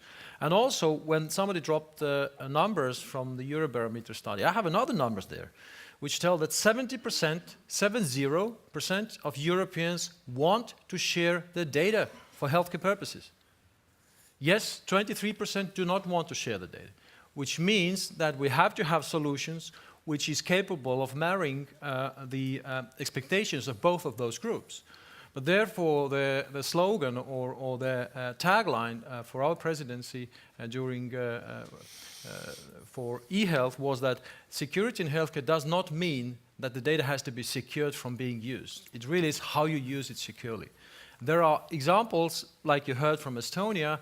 There was a wonderful company in Canada, well, probably there are some also in Europe, which are using very nicely blockchain technology, which is capable of offering you very nice way to have your digital identity, which is not then government-backed. And by the way, we in Estonia are testing for health data as well, combining those two domains, so that you don't need to trust only your government, but you have government-independent way to secure the integrity of the data. So the technology, together with the legal framework, together with the data governance, is capable of delivering what people want in Europe. So I think we owe them. Okay, all right. Well, Jaak, thank you very much for your help. Now, let's continue. By the way, I should say this is the men's football team. The women's football team will be starting right after the coffee. The coach of that is sitting right there, Marilyn Fiaschi.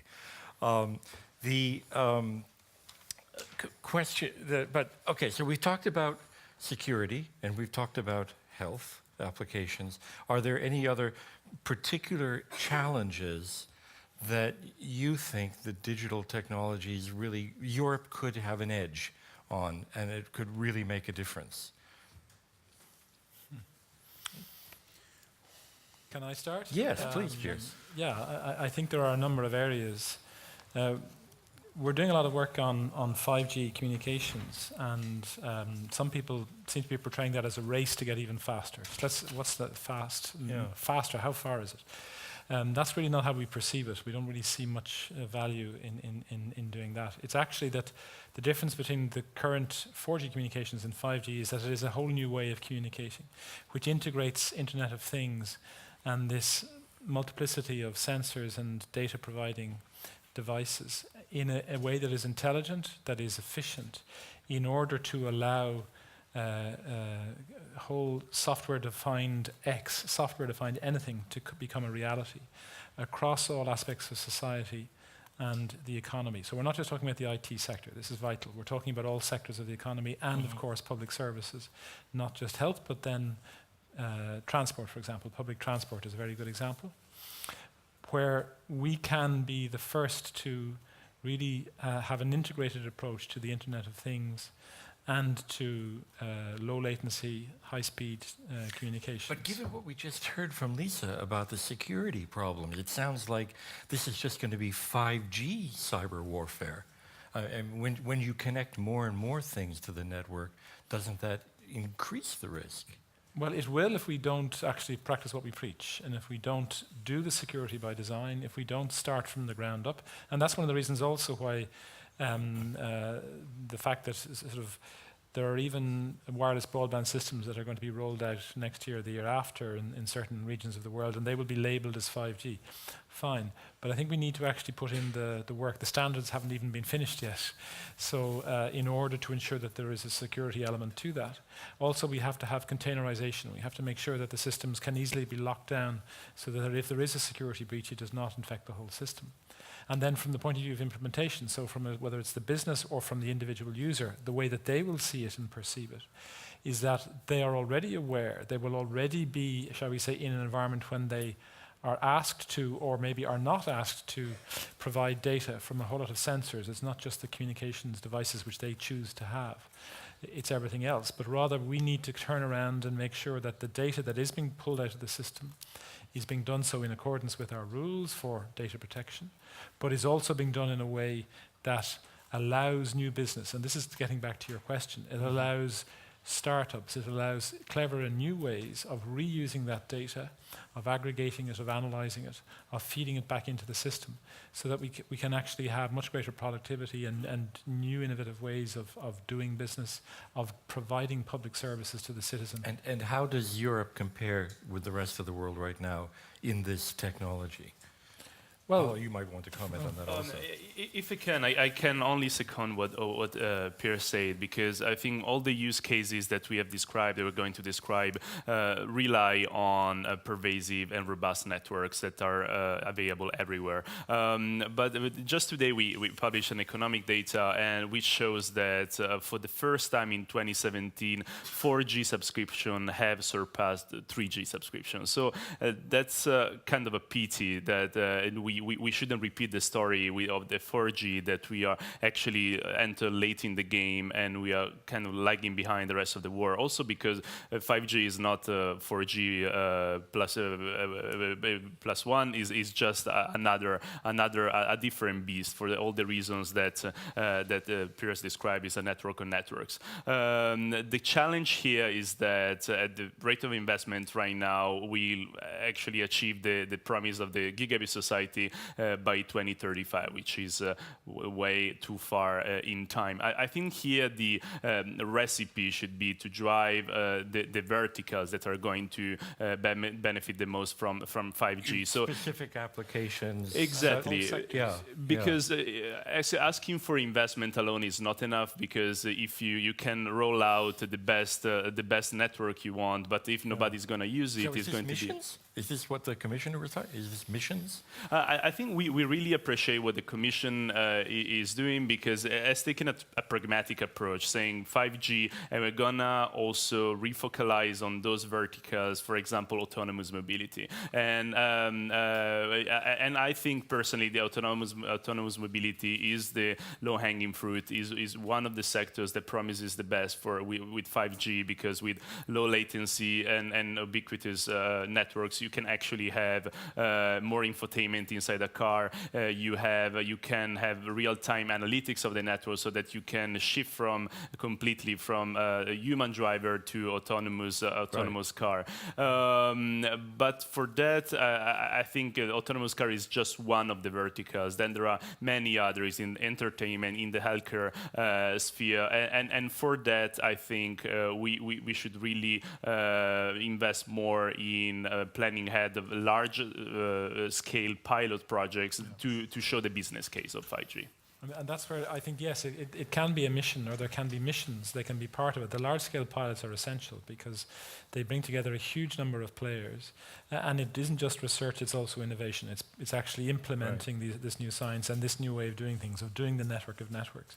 An example that I like to give, we're doing a lot of work in health, we're doing a lot of work in transport, but one it's not that it's counterintuitive, but it's one that we don't often talk about, but which is at the forefront of this work, is in the agriculture and the agri-food industry. And that's a very good example of how we can have a much more environmentally efficient, low-cost, innovative way of producing food that is good for the environment, good for rural communities, I have to stress, and also which shows also the need for having this high-speed ubiquitous network in order to bring the communications ability out, not just to the local town, but actually out to the farm. There was just recently a council statement that mentions R&D in agriculture. So, I mean, is this what you're referring to? Yes, yes. I mean, are we going to see a significant chunk of the Common Agricultural Fund being applied to this kind of thing? Well, there you are. That goes back to what Mr. Moedas was saying about, well, he's talked about the fights that he has, but certainly there will be a genuine effort to mainstream digital and digital technologies into all areas of European Union activities, everything that is funded under the monthly annual financial framework. And certainly the colleagues from the DG Agriculture that we work with are very aware and alive to the importance of digitization and digital technologies for their sector. Yeah, but is this actually then going to be coordinated in some way with Framework Program 9, do you think? It already is. We already have a large-scale pilot in agriculture, which takes money from DG Agriculture and money that we have for our IoT projects, and they are already combined in a large-scale project which will be rolled out next year, and which under the current funding, and that's really a model for what we hope to do in the next. Okay, so there's a number of different sectors in which there could be progress, but why? Just a little bit of retrospective fixing problems. Why has it been so difficult for so long for Europe to get anywhere? Yes. It is basically by answering your previous question. So as long as different sectors try to find solutions for themselves alone, it is very difficult, because the infrastructure and the societal trust which you need for that, for the security, for privacy, but also, yes, just to mention that even though it's good to hear that 4G prescriptions are higher than 3G. I heard recently, when we discussed about telemedicine solutions in Europe, that whereas in northern part of Europe, the cost of 24/7 high-speed internet is on average 2-day salary for somebody living in the north. In some regions in Europe, you have to pay out a full monthly salary to have a cross-platform 24/7 high-speed connection. So your home internet, then your mobile and different tablets. So there is this discrepancy. And if there is one little thing that we can tell from the history and the experience of Estonia, is that first, trust building takes time.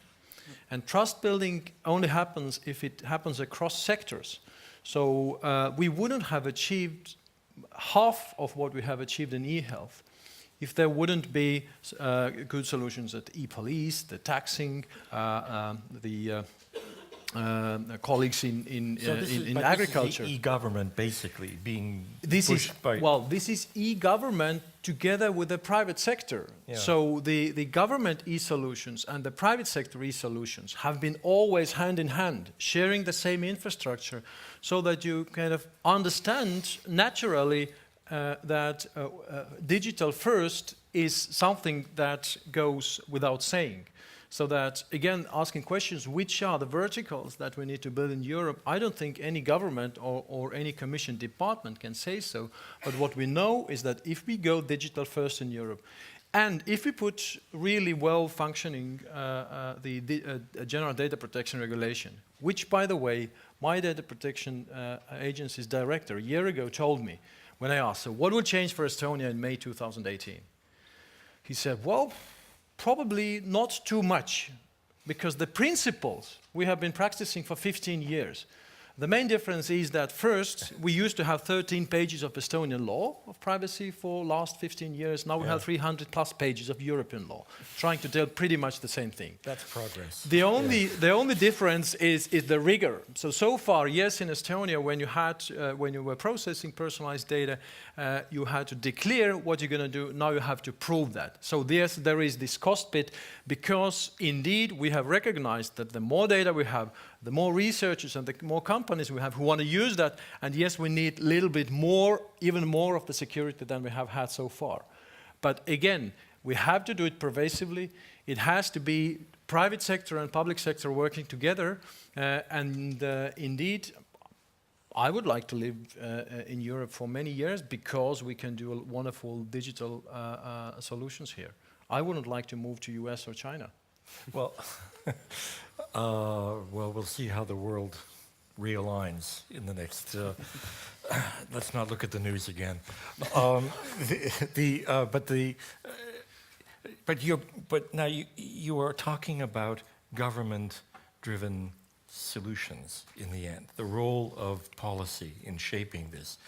I don't think in the U.S. it's that coordinated. So it's more about the private sector. So what's the difference? Well, first of all, it's not just government-dictated solutions, it's government leading by example. And that's very important for the relationship of any government with its citizenry. Well, I think aside from the Defense Department, I don't think the U.S. government leads by example in anything digital. No, but a lot of the technology and a lot of good things come from the United States. But because of, say, the GDPR, we have a different way of looking at things. We shouldn't step back from that. We have nothing. So that's a unique European asset, perhaps. It's absolutely an asset. It is absolutely an asset, and we are convinced of it. It is a differentiator which, when we go through what is for small companies, admittedly a painful process, it is actually a costly process to ensure compliance. But with that established, it actually becomes a huge differentiator. This is why we're seeing a lot of people are talking, well, what about data flowing out of Europe? It's more importantly in the number of people who want to put data into Europe. And that will in itself be a platform for selling of services. It is the trust and confidence that Paolo talked about, and one that we will become market leaders if you want to look at it from that. So it's kind of like those countries or regions that have imposed strict emission controls on cars produced it was a strong force for the growth of electric and cleaner cars. Yes. The same thing could be happening here. Yeah, and the starting point is because sometimes the European Union is even accused of using this as a protectionist weapon. Nothing could be further from the truth, because the first law is that the GDPR rules apply to every single data processor in Europe. So we're imposing it on ourselves. Okay, so Europe's approach to privacy may be a unique advantage. Is there another unique advantage that Europe has? I think we talked a lot about artificial intelligence and China and the US, and I think that artificial intelligence, we always say that we are lagging behind the US and China, but they are following two different models in financing artificial intelligence research. On the one hand, you have China that this summer launched a national plan on artificial intelligence with many objectives to make China world leader by 2030, but in the end, in my view, it will just boil down to massive public investment and subsidies to national champions, like it did in 2014 with the semiconductor industry, because some cities are already subsidizing companies that establish in those cities and to develop AI. But this risk to subsidizing the wrong companies and to subsidize the input instead of the output, the result. On the other hand, you have the United States, and as you said, they are slashing basic research in AI. The National Science Foundation got a reduction in the budget for AI research by, I think, 10%. And as you said, this means that the R&D in artificial intelligence is shifting more and more in the hands of very few companies. Already the R&D landscape in artificial intelligence in the US is already very concentrated. There are a few what we would call tech giants that are investing and are acquiring talents and technologies via acquisition of startups, like, for example, what Google did with DeepMind. And they're also depriving universities from the best talents. So this knowledge is not going to be fairly distributed across the whole society, but will be proprietary knowledge of few companies. And I think that the European Union has the right approach, at least in principle. Horizon 2020 is the right blend of public funding given in a competitive way, not to specific companies, but competitive bidding, and especially a collaboration of private sector, public sector, and the research community. Okay, so the European funding model then is another potential. All right, yeah. And then let me ask you then. Okay. Right. First, I'd like to thank Pearse by telling exactly the way how we see also how GDPR can work for us, and also now I can easily link to Paolo's comment. we have studied what is, so to say, wrong in the area when we talk about personalized medicine or in life sciences using digital solutions. And there seems to be just one big problem, and I know that the Commission, and together with some of the member states at least, is trying to work on it. This is that we do not have digital single market. So that we do have these public funding mechanisms. We also do have several centers of excellence or research institutions which do a wonderful job. And we even have the first stage startups, but then they jump to larger markets. And some of them, even I've heard, they're pulling out of markets in Europe because just they're going to make bigger buck right now for the next 5 years. And if we can change that bit, then I think what we have already started working on, these solid privacy rules, well, I hope we can still increase some of the funding in the area, but we're not that bad. Actually, in certain areas, we are even in Europe spending more public money, but it just doesn't transfer into private companies and private services. Mm-hmm. So if we get the market working, when I look at the companies who would offer and develop services in the domain of digital health or digital social care, I tell them that if I would have to pay all the development costs just for the Estonian companies, we would never be able to do that. So we need companies in Estonia who are capable of selling the services on larger markets, because then our public money will be spent much more, and our Estonian citizens would get much quicker access to the services that might have been developed in Denmark or some other countries.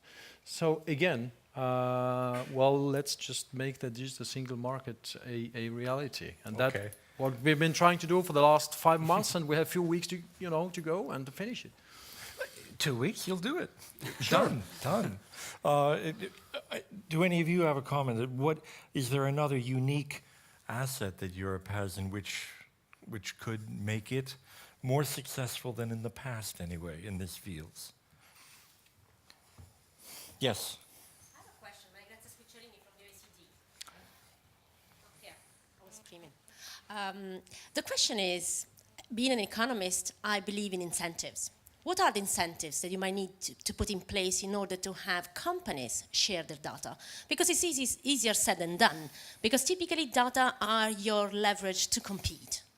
How you think, under which circumstances, companies might be willing to share them?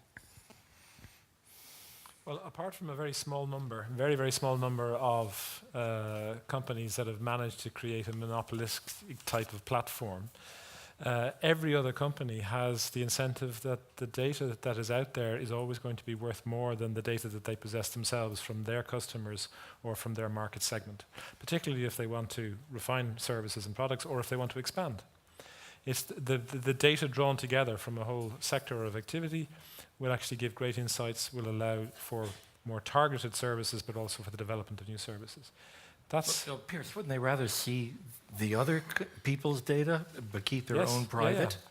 Yeah. So of course, but of course they will always have, and if you don't, as it were, create the right ground rules in which what will hopefully be a commercial arrangement, if you don't create the right ground rules, that will always be the case. Yeah. People trying to steal a march on somebody else. But nevertheless, if you either spend a huge amount of money and you get a venture capitalist who believes that if they sink millions into your market research, otherwise you just try and pool the data. A lot of industrial platforms will be built around this kind of data sharing. Okay. Well, that's why we have GDPR. That's why we have GDPR, because the GDPR says exclusively that if there is a company who will offer me a good service if I give them access to my data, and this just happens to be on this other guy's database, the other guys have to give my data and I can hand over it to others. So they cannot retain it anymore, which they currently will do. So I think that's exactly why we need to put the GDPR into practice. Okay, question or comment there? So my name is Ilyas, I'm Pearse's colleague. My job is to embed digital into societal challenges. So that's why I'm here. It's actually my job description. So the question is, societal challenges have one thing in common. We talked about it in one of those meetings that Ain mentioned in the IEEE. Does your diary look like that too? Basically, yes. I go from food to the health, and I come from health, so that's what I know the most. there is a common denominator in many of the challenges, call it mobility, health, demographic change, food, obesity within health, and that is behavioral change. Healthy behavior. Behavior with respect to climate change and energy consumption and mobility and all that. So they all kind of point that we individually have to change behavior. So one thing is using digital to identify that smoking is bad for you, or that this drug is bad for you. Another that we do not touch here is how do we use digital to change personal behavior to be healthier, more climate friendly, more energy friendly, and so on. So what can we do on that, which is even bigger factor with respect to change? How do you make people better? First, yeah, you can't make people better. They are as they are, and part of the discussion was that really that maybe we should try to make some of the environment that we operate in change. And for instance, we can start measuring how well in healthcare or in public services, or even if private companies are giving me services, so how they are performing. And if I then have this information that certain service helps me to get better the results that I want, I might switch on that service. And then part of those services most probably will be to support me in changing my behavior, instead of trying to sell me a pill so that I would passively then wait that, okay, now I'm going to be healthy the next day. But just currently it is difficult to have this relationship with me as an individual and the other party providing me one or another service. Just one thing. And then nudging, I think it has been studied, and at least in some areas, again, I can give you examples from healthcare. There are now peer-reviewed journal articles on the good apps for diabetes monitoring, which are not just the dumb ones telling you that, okay, now you need to eat, I don't know, a sandwich, and if I don't want to have a sandwich, then it has to adapt to what I want then in order to make this behavioral change, and they adapt with me. There is AI embedded into it, and that helped me gradually do those right things. Those would be at least the two examples that I could give. Okay, all right. Well, I'd like to thank the panel at this time. Thank you very much. Let's get a coffee out there, and we come back here in 15 or 20 minutes. And unfortunately, the commissioners left, so you missed your Tinder teaching opportunity. But there will be more. Thank you.